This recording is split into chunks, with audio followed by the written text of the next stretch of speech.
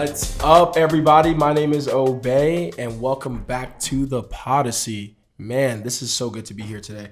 I am here with one of my favorite people. This is someone that has been just kind of very important to me in this journey with martial arts and recovery. My coach, Coach Jamie Ridgeway. Coach, thank you so much for being here, man. This is good. Pleasure, man. Glad to be here. Man, so for those that don't know, I tore my ACL back in September 2017 and had a super long road back to recovery. And one of the things is I had to change up my whole just kind of vision and workout regimen. And I started going to Renaissance Academy of Martial Arts. And it has been just one of the hugest blessings. I think Coach Jamie and his team have done just a great job of teaching me a lot of great life lessons and disciplines and learning a lot about my body. I've gotten more flexible than I ever have in my life. And so, Coach, really, this is just like a privilege, man. So thank you so much for some of your time. Thank you. So I wanted to know, just to start off, so you have a lot of different, I was looking on the page and you have a lot of different martial art disciplines. So how many martial art disciplines have you partaken, and what level have you? I'm sure you've reached a lot of different black belts, but how many do you have? How many have you studied? Well, I started at 87 with Taekwondo as a kid. I was about 12, and I went through, and my parents were going through divorce. So my mom was in one town, my dad was in the other. So I spent a year here, and then I spent a year there. So I did Taekwondo for a year, and I moved back to Lynchburg to stay with my mom, and they didn't have Taekwondo here, so I did karate. So I was back and forth. So I went all the way to the red belt in Taekwondo, but then I got a black belt in karate in 1990, something like that. Wow. And then I got into martial arts as Bruce Lee. I was a shy, kid. My dad was a pastor, church planter. We bounced around a lot when I was growing up. So really quiet, introverted. And I saw the movie Enter the Dragon. I stayed over at a friend's house one weekend. I saw the movie Enter the Dragon. I think they had it on VHS or something like that. They had taped it on HBO, and I immediately wanted to, whatever Bruce Lee was doing, that's what I wanted to do. But nobody, they didn't offer Jeet Kune Do on the East Coast. It's very rare. It was all West Coast. So what was the martial art, what was the world like back then? So you wanted to get into this, and there was nothing. So what did you do? Just watch it was tapes? karate. There was no YouTube. Yeah, no kidding. And in some ways it was good because kids were outside, but we were doing some crazy stuff too when we were kids. But ninja movies were big. All the blood sport, all the Chuck Norris movies in the '80s. That was the time I was coming up. And nice. So it was that testosterone era. Arnold Schwarzenegger. Yeah. And I looked up to these guys, but Bruce Lee had that thing that was special to me. It was a smaller guy. I was 11, 12 years old. Just a kid, quiet. The top of my shoes were my best friend. Super shy. Awkwardly shy. Let's put it that way. So whatever power he had, I wanted to find out what that was. So I kept begging my parents, I want to do martial arts. The only thing they had around was Taekwondo at the time. Got you. So, and when my parents went through a divorce, I actually ended up moving in with, my dad was a pastor, so his best friend was the song leader. And I moved in with them and their kids, and they did Taekwondo. Got so I was like, yes, finally get to do martial arts. Yeah.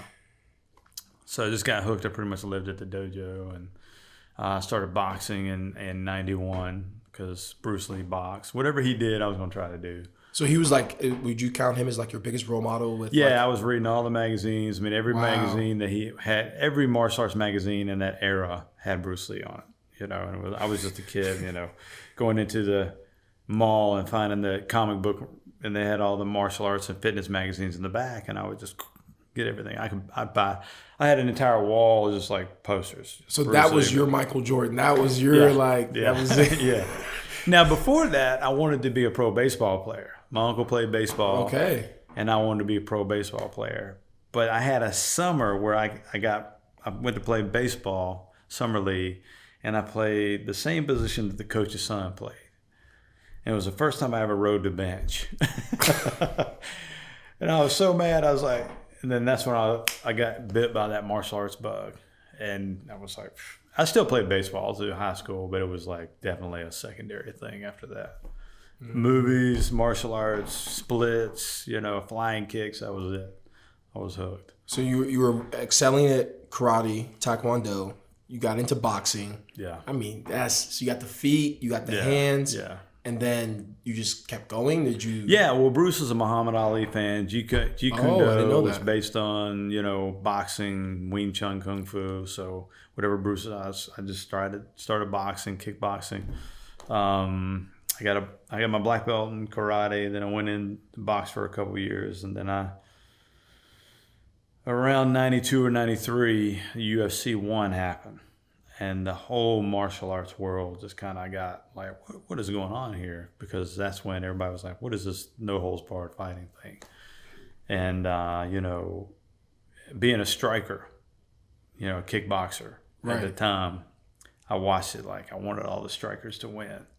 Right. But they didn't win. They didn't win. Hoist Gracie took him down, choked him out, and ended up winning the first one. So I waited for the second. I was like, well, maybe it was a fluke. The second one came along and same thing happened again. I was like, wow, what is this grappling stuff? Because in my mind, growing up, everything was kung fu, karate, boxing. Now, Jeet Kune Do has grappling in it. Right. Judo and shoot wrestling and all those things involved in it. We was already looking at that anyway. Right. But that wasn't where I was natural. I'm a natural kicker, puncher. Right. So I went into defensive mode. I was like, nah, I could probably keep them outside because, when your reality gets checked, you go. Everybody's got a game plan until they get punched in the face. Yeah, Mike Tyson. Why isn't this working? It can't be true, So I actually found that up I was down here at the Armory, not the Armory. I was at the downtown Y, and they had a boxing room and a wrestling mat in there. And I was kickboxing in there with a bunch of guys one time. And a wrestler came in. It was around that, 92, 93. And, I knew wrestling, jiu-jitsu are similar. I didn't know how to sprawl. I didn't have any grappling whatsoever. Mm-hmm. Never wrestled in high school, nothing. Mm-hmm. And I competed in a lot of tournaments. I had done a lot of karate, taekwondo tournaments and done well, and kickboxed, So I was like, let's see what happens. I told the dude, I said, you do your thing, I'm going to do my thing. And after about 3 minutes of getting thrown and taken down and thrown and taken down, I was like, okay, I got to find some grappling. So I started looking for, MMA. I actually started looking for Gracie Jiu-Jitsu. MMA wasn't even a term then. Really? It was no holds barred. It was like no holds bars, what they used to call MMA. Well, the Ultimate Fighting Championship, I think it was 93, and it was just anything goes. It was the only rules were you couldn't stick your finger in a guy's eye and you couldn't punch him in the groin. That's it. Wow. That was it. So no weight classes, none of that stuff. So, I said, well, I need to look into jiu-jitsu. I need to find out what Hoist Gracie is doing. So I did a little research and ended up finding a guy. I ended up actually finding Pedro Sauer, who's my martial art jiu-jitsu big time. teacher. Wow. Yeah. But, I went through that and that learning experience and kind of having my reality challenged and fighting it a little bit and pushing back. And then I feel like if you're going to test it, see what happens. Wow. Yeah. It was a little embarrassing, but. Right. So you have to almost humble yourself to be like, what? Like, I'm not the greatest. I need to get better. And I love how you just kept like incorporating new disciplines into your training. So you were like, all right, I got the kicks down, but what am I going to do with my hands? Then you got your hands down. You were like, all right, but these guys are just taking me down. Then you were like, all right, let me get some jiu-jitsu going. Yeah. And then just kind of like, so you were just kind of building this place, and you got to a black belt in jiu-jitsu, right? Well, it's funny. Yeah, well, that took me years. I mean, right. It takes like a it decade. Took me a long time. And I competed a lot in Muay Thai before I started really getting into jiu-jitsu heavy. Got you.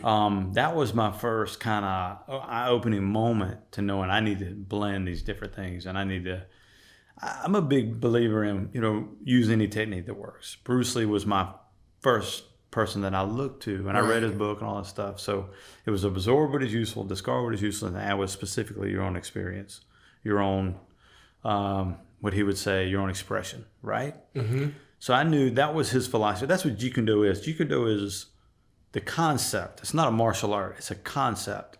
It actually means Jeet Kune Do. Bruce's system means the way of intercepting fists. Jeet Kune Do means the way of intercepting fists. But I believe that he meant it as a philosophy and a concept of research and development. Got you. If it works, it's Jeet Kune Do. Right. If it works under pressure, it's Jeet Kune Do. Boxing, wrestling, karate, in certain aspects of karate. Muay Thai, elbow strikes, knee strikes, gun takeaways, knife stuff. Now there are certain things, that are dead patterns, what he called dead patterns, that look great and they look really cool. Right. But in a reality situation, it doesn't happen like that. Right. So he was always directing people away from that and putting it into a situation where you had to do it under pressure. And if it worked under pressure, then it works. If it doesn't work under pressure, it doesn't work. So why are you going to? Or are you a waste of time? Right.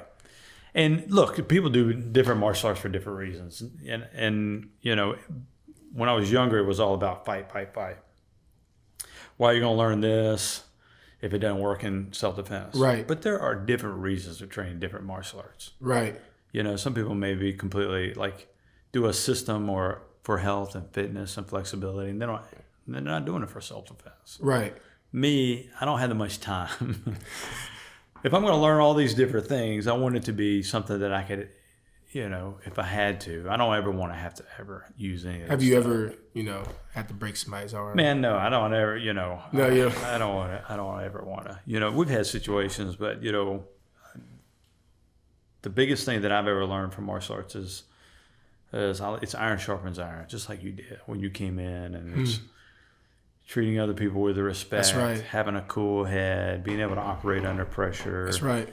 Understanding your limitations, trying to figure those out, trying to better yourself, becoming a better person today than I was yesterday. That's martial arts to me. Yeah. Martial arts, just to fight and beat someone up, just for some metal things that you put on the wall, it doesn't interest me. So I got some questions for you then, Coach, because based upon that, so first things... I'm not going to talk myself into a corner. No. We just go chop it up. All right. So one of the first things is, so then I want to ask you then, what's your viewpoint on UFC, and striking as a sport? Would you let your kids do it? I think a lot of, I'm a big football fan, and I've seen this whole culture now where people are afraid of letting their kids do football because it's they're going to get brain trauma and CTE and everyone's going to have Alzheimer's if they play football. Right. And I'm just I don't necessarily know if the data's out on that, and that's definitely true. And the same thing with martial arts. I have friends who are why are you doing that? It's dangerous and you could hurt yourself, and it's not healthy. And I don't think they realize what we're learning. But so for you, do you believe in UFC? Do you like it? Do you think Sure. Okay. The biggest thing that I like about it is that it shines a spotlight on things that are just one of my biggest pet peeves, and it's just stuff that could get you hurt that people pass off as self-defense. I'm not a believer in weekend or even month-long self-defense courses. Right. Because I think that is enough to get you a false sense of security. Now, are you better prepared after 30 days than you were day one? Sure. But if you're only going to do 30 days, that's not going to do it. Right. Feel like you came in and you came into a school that's good, solid, in my opinion. Right. Other people might have a different opinion, but in my opinion, it's a solid fundamental martial arts self-defense academy that teaches you practical, realistic. And if you only train for a month and never did it again. Some people pass and sell off weekend clinics, and they give people a false sense of security. The reality is that it takes time, and you have to put pressure, and you can't put the amount of pressure that you might see even in a controlled environment that I'm in. Right. You walk out here, it's completely, there's no referee, there's no coach telling you to say, hey, stop, get off him. Because that's what UFC reminds us. It enlightens people in the fact that this works, that doesn't work. And it'll shine a light on that. Or some things are just out of your control. Like that dude that just got kneed in the face and lost his belt. forgetting the fighter's name. You know, just recently at UFC, Ben, I forget his name, but he just like was in a fight. You know, I know who you're talking about. Yes. Yeah. And It could happen to anybody. Flying knee. Yes, could happen it's to like anybody. one of those things, like especially going to our gym, it's like once in a lifetime you'll ever, like, you know, you practice these, but it's like to land that And that then guy, knock a dude out. that guy is one of the world's best. Yeah, wrestling, grapple, right. And his train, he's on a whole nother level than I will ever be at. Right. But it was just happened to be that one thing that caught him off guard. Right. Anything could happen. I could walk out here, get hit in the back of the head, and never see it coming. But the more that I train, the more my probability of going home safe goes higher and higher and higher. Right. But anything can happen to anybody. Okay. There's no chi dust that you can sprinkle on somebody. They can levitate, and all of a sudden now they got the glow and they can fight 10 guys. You know, one-on-one, this system works under pressure. Gotcha. It's proven. Then you put in personal attributes, physical ability, athleticism. Then you put in all these different things that go into the mix. Because it teaches everyone to be, I think what's cool about martial arts is that everyone has their own unique, like, giftings. Right. So, like, I remember with me, you've helped me with certain things like obey. You're long and tall. Like, I wasn't working my jab or keeping people at a distance or doing different things. It's like, why are you letting someone just get in your chest and beat you up? It's like, dude. You got this range. Why are you standing toe to toe with somebody? Use it. Exactly. Well, and I think UFC kind of killed the fantasy martial arts. Right. And it probably needed to die. And I was part of that. I was involved in that. In that I had a false sense of security. Here I was 20 years old teaching people how to fight what I thought was effective self-defense. But I hadn't really put it to the test, because when I fought, I was fighting a guy that fought the exact same system that I fought. Right. When I competed, even under pressure, karate versus karate. Works great. Karate versus karate. Boxing works great. Boxing versus boxing. Right. But how does boxing do against wrestling? You know, how does karate do against jiu-jitsu? That's what the UFC did. The UFC said, let's find out what the best one is. And that's what shined the light on what Bruce was talking about in the 60s and 70s, right. Which I knew, but we forget because we get caught up in image. We get caught up in that. This is what I want to be. You know, I'm going to walk around and kind of be this guy and teach people this false sense of security. And I like to teach people through influence versus authority, because I think influence, to me, this is just me. Yeah. This is just the way I look at it. Because I think you should approach it with a very humble, that this can happen to anyone.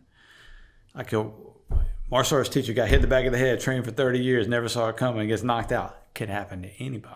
Yeah. So martial arts will definitely humble you quick. That's the reality of it. Yeah, I came in, I was telling you before we started, like, I came in just thinking I was like, oh, I'm tall, athletic, strong, black guy. I'm going to come in here and just whoop some butt. And then one of our coaches, Coach Colton, just humbled me in like 5 minutes, did a move, what we call the bow and arrow on me. And then what sucks about the bow and arrow is the more you struggle and the tighter it gets, the worse it is. So you should just tap. Yeah. And my dumb self is just getting angrier and angrier. And that's one of the things about martial arts is that, like, it pulls things out of you that you begin to realize, oh, shoot, I got to work on some things about myself. Because instead of just tapping and then having Coach Colton, who's, at that time was like, I think 20. And I'm like 7 years older than him. Yeah. I should be killing it. And he's like, well, he's been putting in 8 years into this, Obey. 8 years on this mat, time and time again. I've been here 2 weeks, and I'm just trying to muscle. And instead of humbling myself, I get prideful. It's like, okay, well, I need to address that. And that's like martial arts. I sort of see that in myself. And the less prideful I got, the more humble I got, the better I got. The more calm I got, the better I got. I mean, now I literally will just let myself sit in something just to like understand, like, hey, this pain is okay. Hey, I need to be calm here, because if I lose, if I get too aggressive, I leave myself open, which I think plays into life. And that's one of the things I love about martial arts is it's a great workout, but it plays into life. If I just become this overly angry person, overly prideful person, I open myself up to worser things. But if I stay calm and clear-minded and humble, that's what I love about Ram is like, you really promote that, then you begin to see that in your life. You're like, whoa, I can find solutions. I can get out of this. And that was something I had to really learn quick because I almost got my arm broken by Colton. And it was crazy. We like afterwards just like, hey man, you did so good, bro. Like you're gonna be good. Yeah, it's so funny. Be like, yeah, man, you're gonna be a killer. Yeah. I just so like, love that Colton. I'm like, this little 19-year-old boy. I got so mad. I was like, man, don't talk to me like I'm like good. I just got whooped, but then I didn't realize that's one of the biggest things about martial arts. Failure is a good thing. Yeah, well, you learn this. Gosh. You know this from being an entrepreneur too. Yes. Because now you don't want to fail. But you want to, if you do have a failure, you want to fall forward and learn from it. And if you learn from it, that's how you're going to adjust. And some ways it can be a setup, not a setback. Mm-hmm. Set you up for the next best thing or whatever, the opening that you need. And 100% that's what RAM is all about, what you just said. Because I think we all go through that to a certain extent. We all have kind of like this reality that we believe to be true. And sometimes when that worldview is challenged, how we're going to respond to that. Now, I've had people come in that are super tough. And, we were beside Gold's Gym for 9 years, right? In the 90s era. And that was like the bench press, the big guy era. And people were coming in like, that stuff doesn't work. And, okay, come on. And you had to like, does it work? Yes, it works. just put them to sleep. I mean, these guys are bench pressing cars over here. Dude, that's how I felt. I was like, yo, I know I could take somebody in here right now. And it's just like, why am I being put to sleep right now? Oh, because I don't have technique. When you see this stars coming, somebody's moving your legs and they're holding up fingers, and you're like, and that's the hardest thing too about jiu-jitsu or these things is like you have to learn to tap. You have to learn to be like, hey, what did I do as a mistake? Like, again, in life, it's like you have to learn when to be like, okay, I've gone too far. I made a mistake. Right. Let me learn from this. Because then before you know it, it's like you're choking. But how much do you accelerate your learning curve just by being?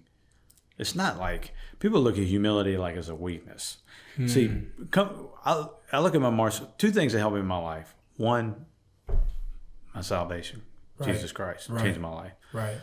Two, martial arts. I feel like God gave me that because I was going through that rough patch. And in turn, it became my career so I could help other people going through their rough patch.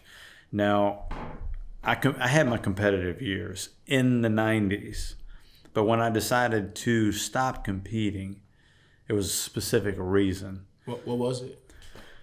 Well, it's funny because, I had one of the hardest fights against a super talented Muay Thai fighter. And it was... this guy was just a stud. He went on to be, highest level Muay Thai, champ. I was really, really high level. And I lost by a split decision. I never lost before. I was 25, and I didn't have, coming from I was a poor student in school, coming from that background of living with friends and just kind of coasting from here and there. There was no structure. Like, I didn't have somebody, parent, like, I was the parent a lot of times in the situations growing up. Wow. So I didn't have a parent to go, hey, you need to do this so you can get into that college, blah, blah, blah. And to me, if you'd asked me at 14, what are you going to do with the rest of your life?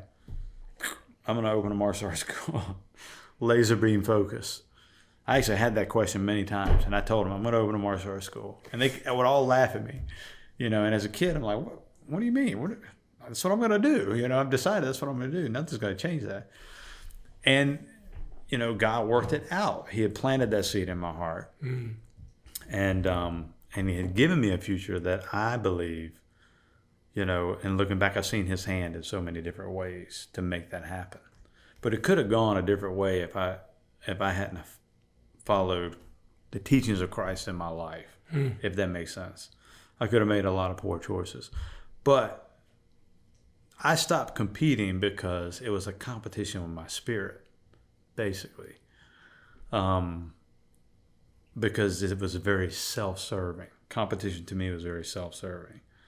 So I had a hard time balancing, I got to win with I want to help these people better their life. Because 10 hours a day, I got to win. Every time I walk into the gym, I'm sparring. And if you're my sparring partner, you're going to get hit a lot more than I'm going to get hit today. And I wasn't really concerned about you getting better, Right. I was concerned about me getting better. Right. So it was a conflict, and I just had that to a point where I couldn't balance it, if that makes sense. Yeah. I had a lot of conversations with God about it. Yeah. And I remember going down the road, and I hadn't completely yielded my life to Christ at that point. I was I just lost my first fight. I mean, I had a few fights, but that was the first one I ever lost. Right. And I felt like a failure. I felt like I let everybody down. And I was about 25, and, I wasn't a good employee. I wasn't keeping jobs, I was really good at martial arts, but that was my God at that time in my life. So when I surrendered to God, I said, look, you take this. I felt like he laid this on my heart. I want you to give it up. Now, that was the hardest choice I've ever made in my life, because it was the only thing at that time in my life that I had that was mine, was special. It made me special to me. It's like, this is the only thing I can control. I don't have education. I don't have a job. Yeah. I don't have much of a future. I'm driving this broken down car. You know what I mean? My Right. girlfriend left me. It was like a bad country music song. My dog never came. I lost my first fight. I lost my first People fight. think I'm a loser. That's where my head was at. Right. And the Lord was telling me, and I had run from God because of, my dad was a pastor. He left the church, and I had seen a lot of bad things from him, but also from people in the church. So I was down on Christianity. But then I came to the realization that Christians are not God. They're fallen human beings. They are sinful human beings.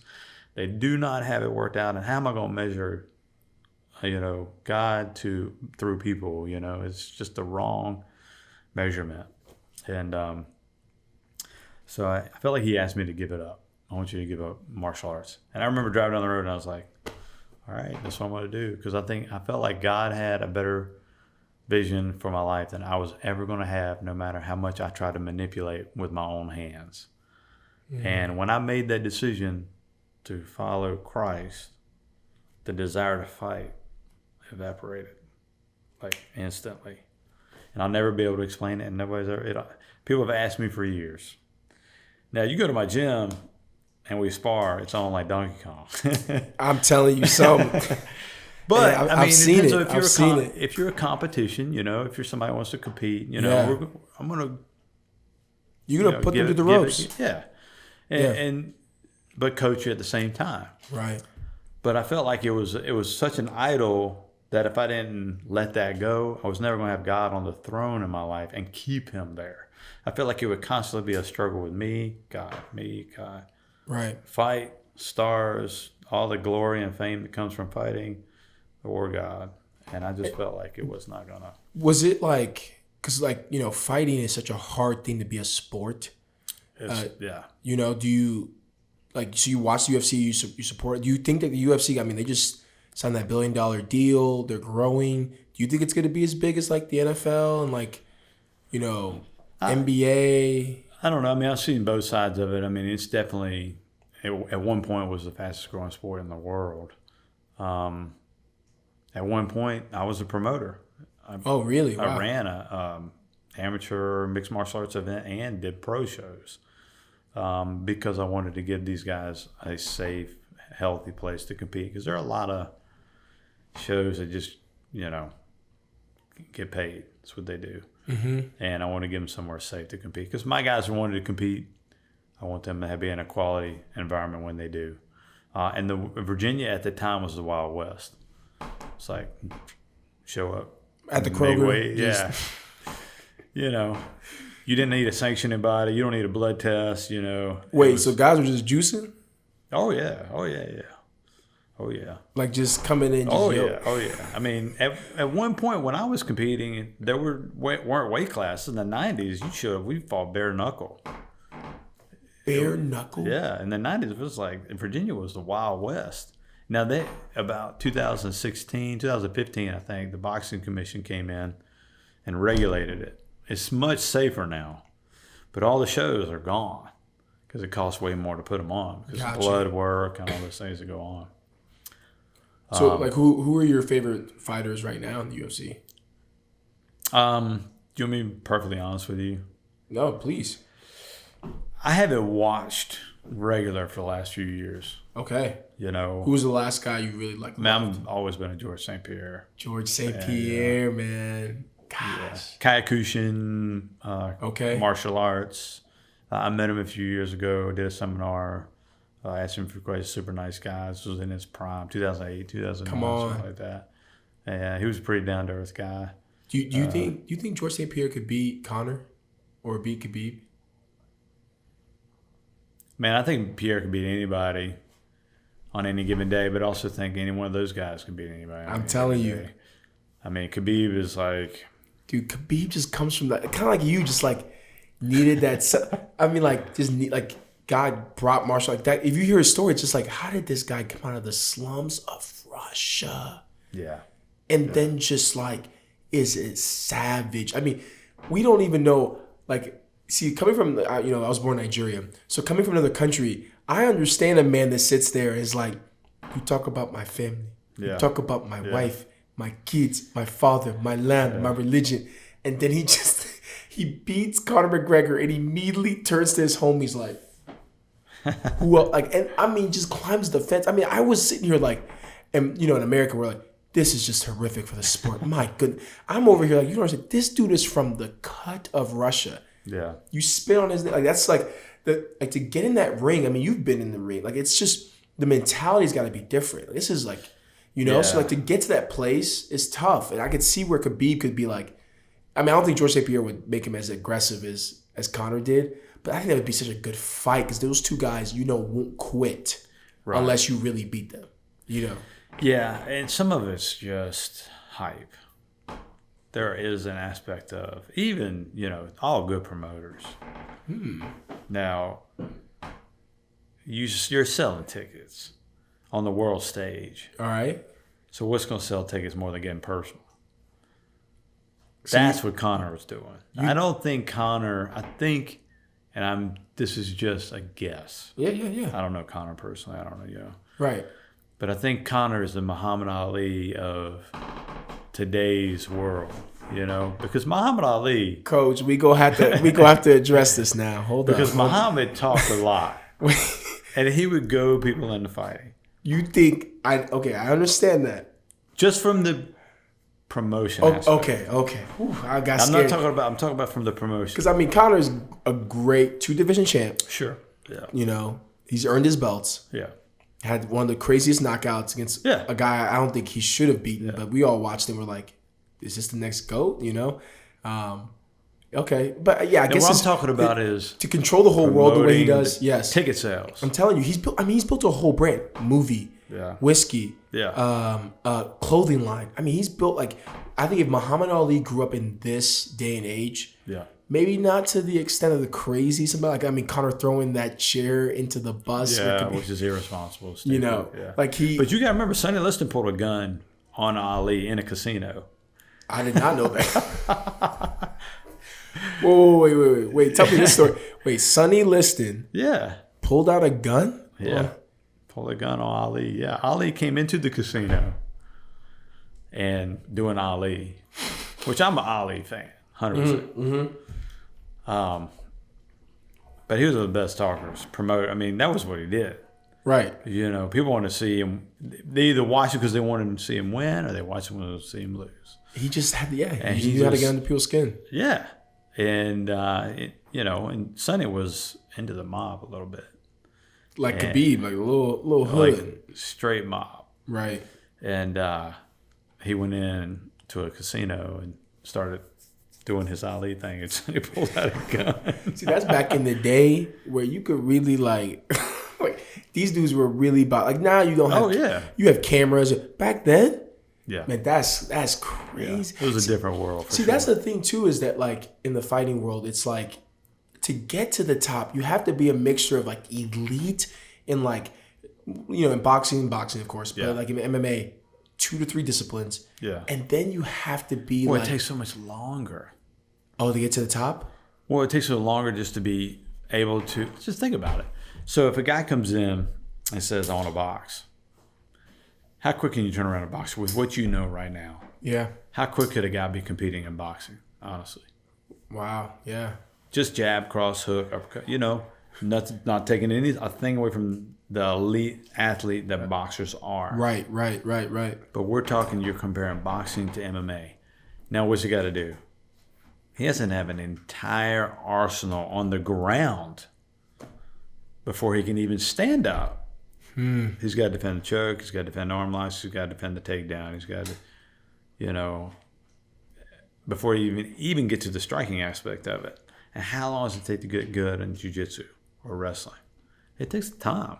How expensive? It's expensive too, probably too. Well, and the other thing you got to think about is how many coaches are well-rounded enough that could teach you how to wrestle, teach you how to box, teach you how to deal with kicks, teach you how to do jiu-jitsu. Most gyms you're going to go to has got a striking coach, a wrestling coach, a jiu-jitsu coach. And where are you going to find that? It's rare, super rare. To have all of that in one, qualified all in one gym. Very rare. Now, you might get a good wrestling and so-so boxing, so-so ground. I mean, or some combination of that too. And I'm not saying Renaissance is, we're a jack of all trades. We're not like... Yeah, I've learned a lot. You're right. Master at any one. But we can do box, kick, clinch, grapple, Right. But we like to bring in the specialists that's what they do and learn from them, and that's what they grapple, or they just do jiu-jitsu. And right. I love the seminars we do where we invite some really top-notch people to come in and 2 hours of real strong jiu-jitsu training or 2 hours of real strong kickboxing training. I love that. But on the other end of 44, I'm into martial arts now for different reasons than I was at 12 and 25 and even 30. Right. Because at this side of it, I'm really into the personal development. I really love helping people, personal development. It's always been a passion of mine. Yeah. But there were some years where competition kind of clouded, which was definitely a driving force. Right. And I think you can balance both. But my heart is with people like the shy kid, mom that's had abuse, and that's where my heart is. So what are you would say are some the cornerstone lessons that you feel martial arts gives people in personal development? Because I think a lot of people don't realize it. They just see you're just beating up each other. It's no, you're learning. That's why I just love football. It taught me so much about discipline, brotherhood, leadership, diet, self-control. Yeah. I got called all kinds of names, and I couldn't just pop off because I knew it would hurt my team. Sure. So martial arts, what are some of the things you think you're trying to instill? You see that the sport or the discipline instills in people. Well, yeah. Like what you said earlier, just learn how to stay calm under pressure. You can't just react. That discipline is showing up twice a week, 3 times a week, 4 times a week. Put yourself in a situation that's uncomfortable. How many people don't even do that? Yeah. We always want to go to our comfort zone. You're not going to get any better. You know this from being an entrepreneur. You're not going to get to the next level, become the best that you can be in safe zones. Now, do you need safe zones? Sure. But you need pressure. Yeah. You become the best that you're going to become through pressure.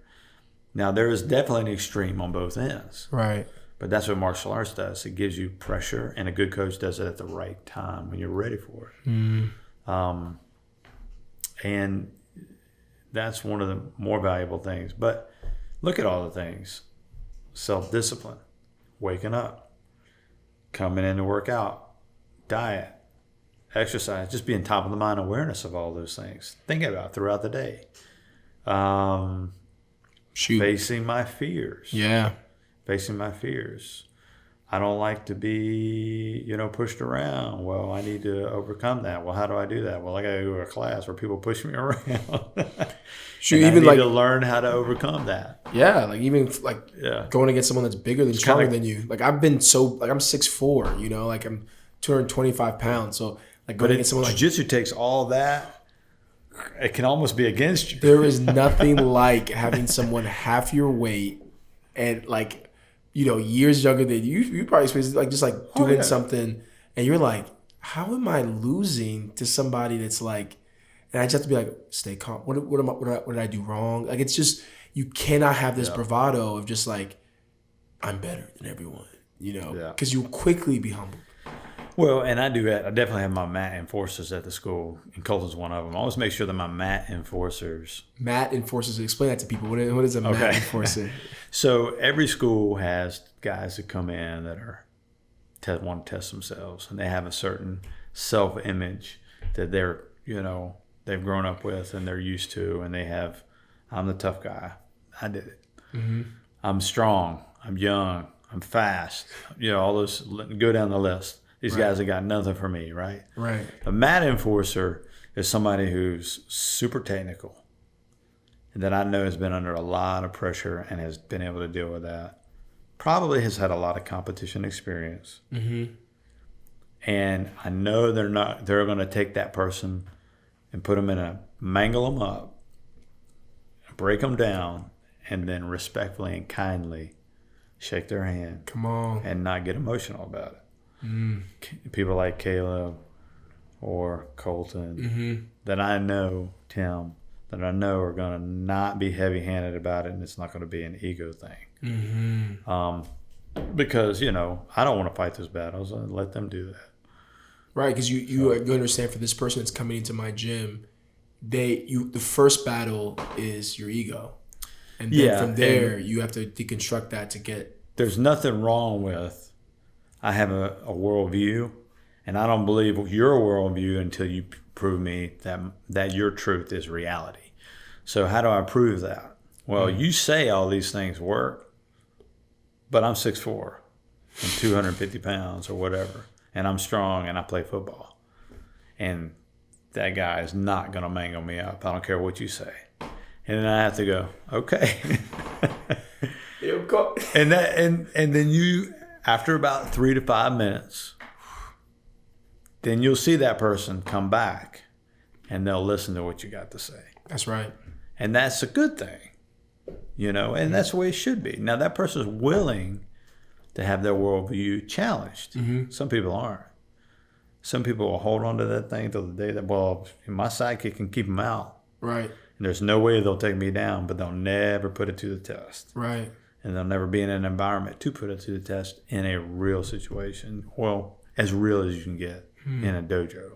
Right. Because even the hardest sparring that you have in a dojo is still controlled. It's not a free-for-all. So. All right, Coach. So what I want to do now is I want to do a couple quick question and answers. And I want you to be completely honest, and then we'll just wrap it up. Okay. You ready? All right. So, biggest upset fight you ever saw? Like, you were like, this dude's about to get killed. Oh, man. Ronda. Are you talking about a big fight? Yeah, yeah. Yeah, Ronda and... Holly Holm? Holly, yeah. That was that was the one that stood out in my mind the most, yeah. Wow. Just okay. Because the hype of her, and it was like, can't she beat men? She's like, it was like every fight was less than 10 seconds. Hats off to both of them. I got, nothing but respect for both of them. Yeah. What were your thoughts on Louise and Joshua, by the way? Someone like Louise, who looked like Ruiz, who beat Anthony Joshua in boxing, the chubby guy, like kind of thick Hispanic fighter. Yeah. And everyone just didn't respect him because he didn't look the part of a heavyweight. I mean, he's the heavyweight champion of the world now, which is surprising. Mindset, man. It means, anything can happen in a fight. Anything can happen in a fight. Nerves, millions of people. I mean, think about it. These guys, they're human beings. They have a bad day. Walk out there. Just look at Mike Tyson, Buster Douglas. Mike Tyson, Buster Douglas. That's on paper, right. That fight should have never. That was the other one I was going to say. When I was a kid, I watched Mike Tyson versus Buck. I mean, for years, he just breathed on people. They fall down. And Mike Tyson is still deadly to this day. Deontay Wilder gives me that kind of fear. Like what he did to Brazil. That you see that punch. Yeah. I don't think the world has felt that kind of like you felt your soul separated. Like, oh Lord, was that close to me? Like I haven't felt that since Mike Tyson. Like a fighter that when he hits you, you're just like. Like you gotta share it with some friends. And the thing about Tyson, if you listen to Tyson now, you have to go watch some of his interviews now. He almost didn't like himself at that stage in his life. That's so true. I don't know if you know that. Sojourners that are listening to this podcast, check out Joe Rogan's podcast with Mike. I thought it was eye-opening because Mike is like, man, I was immature. Man, I didn't know how to handle all that. Man, this is my background. I don't think people knew his background, because he was so young. And I think I remember I was talking to a celebrity once, and we were in some discussion about. We ended up talking about like Justin Bieber, and he was like, I said some comment. He's like, whoa, you don't know what it's like to have the whole world given to you, and say yes, all the money, all the influence, all the women, everything. You think you want it, but you really don't want that fame and power. Yeah. And I think Mike's really talked about, like, he struggled with that. Of course. Man, just being a general average human being guy, and deal with my own flesh issues that I could confront daily through the Word, through Jesus Christ and His Word, right? And understanding my own nature, right? Can you imagine having that at the age that he had, one of the youngest heavyweight champs in the world? Come on, ever. Unbelievable. The unbelievable amount of temptation. Here's another one for you. What is the weirdest, like, dude, this is not a real fighting style. Like pressure point. You'll get me in trouble. Come on, please. Our pressure points. I can't do it. Can I zap your neck? I can't do it. Come on, coach, please. I can't do it. Just, okay, here's how you get. Can you say that you have at least studied it and tried it and have not found it to be effective in fighting? Martial art. Yeah, effective martial art. Like I mean, there are dudes out here who are, the Brazilian capoeira. Like, I look at that, I'm like, you're gonna get, like, you're not grappling anything, you're not punching, you're just this dancing. You're gonna get beat up if you think that's actually gonna work in real life. Well, everything has a flaw. Right, of course. Everything. Yes. Look at the whole art. Like jiu-jitsu, you get it. If you get to the clinch, you get to the ground, it's going to be better. Obviously, boxing is superior hands. Mm-hmm. Get under the hands, problem. Yep. Kickboxing, same thing. Get past the legs, get past the hands, problems. Mm-hmm. So, capoeira. I love capoeira. Mm-hmm. I use the handstand kickboxing now. Okay. I use that all day. Neck kick all day. Okay. One hand, neck kick. That's from capoeira. Okay. Now, that's what I love about Taekwondo. Use what works, discard what doesn't work. A spin kick will take your head completely off. Now, you might say the rest of the art is not as effective as the majority of, say, jiu-jitsu. Right. And you could be right about that. But that spin kick will work if it connects. Can you make it connect? Sure. Is it something, it's called, I break things down into high risk and low risk. Okay. Just like with anything. Low risk, jab, low risk. Elbow, low risk. High risk, spinning heel kick. Big payoff. Got you. You know what I mean? Same thing in life, yeah. So you will not say that pressure point thing and jabbing somebody in the neck is not the most effective way to fight somebody. I will not say that. But you're saying you could take from that and you add it to your discipline, but don't focus on one discipline as like that's it. I only do boxing. All right. So I mean, that's a tough one. Certainly, there are martial arts that are just fantasy. Yeah. Okay. I can't be an honest, express myself honestly, and say that every martial art is equal, because there's truth. And truth, by nature, right, is it can't be true and false at the same time. So you can't have the law of non-contradiction. It can't be true and false at the same time. Right. So you can't say they're all equally effective. And that's the thing, is like, I'm not trying to get you to get somebody upset. I know. But I do think that, like, there are people that think that, like, ooh, there's these disciplines and these work. And I'm like, yes. But there's some of them, don't go to YouTube and try that in real life in the streets and get yourself beat up. Like, that's not a real discipline, Well, and coming from that background and coming from martial arts where there were holes, now that I know how to kick. I knew how to kick early. But I didn't have the rest of the game. Now that I have the rest of the game, the kicks work for me now. Does that make sense? Right. Because you can't take me down. I mean, you can, but I know how to fight now. Right. If you took me down 20 years ago, I can kick your head off. But you take me down, I can't fight, at all. Now I could fight anywhere, and I kick your head off. So it's like, now it works. Right. So sometimes it's just you got to have a full set of skills. Without a full set of skills, this is not going to work. Will a jab work? Certainly. If a jab is all you got, you're in trouble. Exactly. Does that make sense? Exactly. Yeah. So that's a long answer. But no, I got you. All right. Yeah. Couple more. Favorite fight movie and why? Oh my gosh, I got so many of them. My Give us absolute favorite is Enter the Dragon because it started me on the martial arts journey. Enter the Dragon. Changed my life, yeah. Okay. Silly, but it did. It changed my life. Do you have a top 5? Top 5? Yeah. Gosh. Anybody came up in the 80s. Enter the Dragon, Bloodsport, of course, is on top of that list. Martial arts wise, Ip Man, Big Donnie Yen. Okay, there we go. I'm with you now. I'm starting to get my. That's by far one of the best cinematic representations of Wing Chun, and it's a good movie. Yeah, shot well, acted well. Everything. Yes, I'm a film fan. Me too. I've acted and been in different Christian films and stuff like that. Nice. So I look at that stuff kind of like that was done good, Nice. Everybody else who growing up was a Seagal fan, I don't have a problem with Seagal, but I wasn't a fan of his movies. I was always more of a striker. So yeah, I liked Universal Soldier. Okay. Big Van Damme fan. Hey. Okay. Yeah. All right. Kickboxer. Yeah.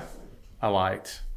Kickboxer was good. You ever seen that one? I have not. It's called Kickboxer? Yeah. No, I've not seen 1989, Jean-Claude Van Damme. He does. It came out 2 years before I was born. Lord. I saw that in the theater. He does. It's karate he's doing, but it's Muay Thai. Right. But the movie was good. I enjoyed it. Okay. The thing I like about Van Damme was, for his time, he was a phenomenal athlete in shape. Mm-hmm. He had something to splits that nobody else could do, and he was just yeah. At that time, it was just like, who's going to match this guy in the martial arts world? Right. I didn't see anybody that had all that combined. So, yeah. Okay, I got. Let me do two more, and then we're done. What is the most important thing you learned from Bruce Lee that you would like to share to the fans of this podcast, that you have to just like, hey, if you don't know about Bruce Lee, I want to just teach you this one principle, and here's why. Take this with you in life, because you're a teacher. You're a teacher of disciplines. You teach me a lot of things, but like I don't think a lot of people think of that when they think of martial arts teachers. You don't just teach us striking. You're teaching us all these little things. So like he was yours. I always like to say sensei, but I know you don't like that, coach. So like, what would you say is like one principle you'd want to just pass on to the sojourners of this podcast, if you're fans of the podcast? Well, I would say there would be like 2 things that he did that really heavily influenced me. Number 1 was absorb what is useful, discard what is useless. Absorb what is useful, discard what is useless. And express yourself, or add what's specifically your own, right?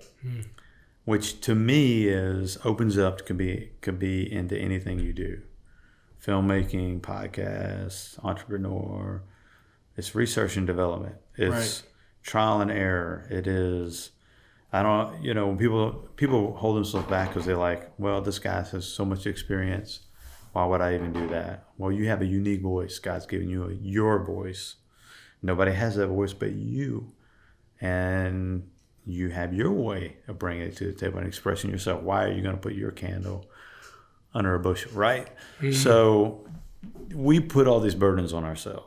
I like that from him. But the other thing I like, and that's affected everything, my martial arts specifically.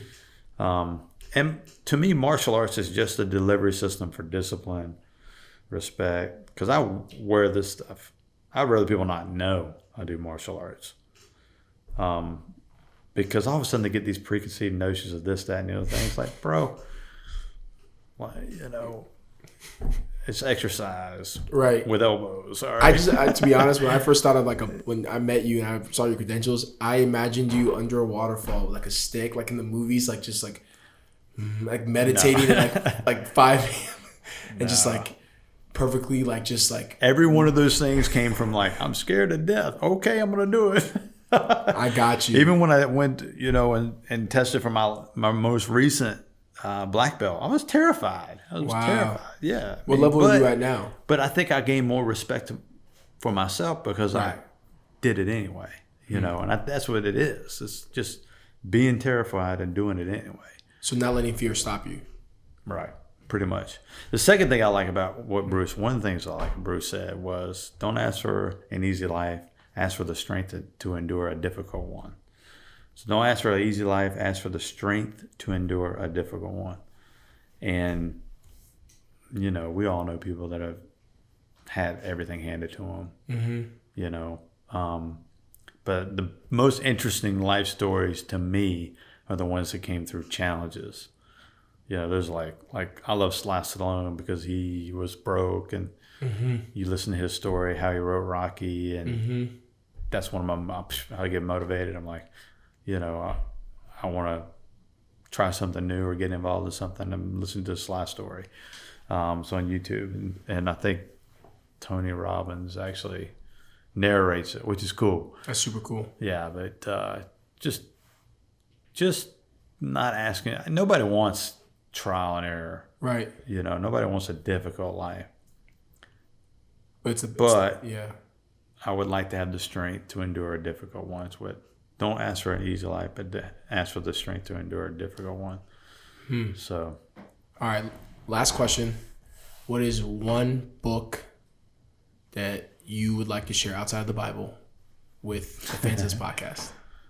Oh, man. And the Bible's it. The Bible's it. Outside the Bible. Come on, I know you've read some great books. I read different ones for different reasons. Or maybe the most recent one that really touched you. They're all Christ. They're all. Yeah. But I can't. It's really bad was when you're reading 3 books and you don't know the name of them. I've got 3 that I'm going through right now, and actually Ben Shaw wrote a chapter. One of them. Oh, really? Apologetics. Yeah. Wow. Ravi Zacharias, but I'm nice. big. I love apologetics. I love Ravi Zacharias. One of my Mount Rushmore people. Yeah. Anything he's written. Nice. Yeah. Awesome. And if I had to name off any of the names, I couldn't do it. No, you're fine. You're good. You're good. Well, guys, Thank you so much. I hope I didn't rattle. And no, you're good. Because I will. No, you're good. Go down some rabbit trails for sure. Dude, thank you guys so much for listening to this podcast. Coach Jamie, thank you for joining us. This was so much fun. Please check out Ram at ramarts.com. Ramarts.com. You can learn more about Coach Jamie. Make sure you guys study up and stretch before you do any martial arts. Coach Jamie. Pleasure, man. Enjoy Pleasure. it. Yeah. Thank you.